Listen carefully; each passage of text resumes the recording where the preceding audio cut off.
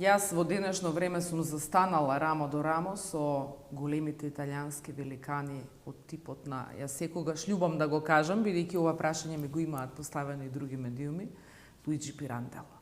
Кога ученикот доаѓа на некое рамниште со учителот, за него тоа е најголемиот успех. Абсолютно. Јас за Луиджи Пирандело сум учела, сум студирала, сум полагала испит, а сега тој каде што бил на времето Аркад, бидејќи членовите во Академијата се нарекувале мали и големи Аркади, и тие имале посебна улога во општеството пред се во Италија, меѓутоа и во светски рамки.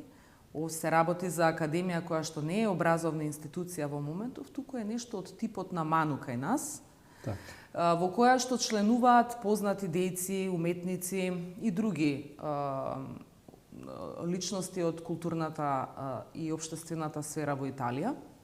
И имале за цел на некој начин да го критикуваат или исмејуваат општеството, кое што не придонесувало кон градење на моралните вредности, туку кое водело кон одредена декаденција во тоа време.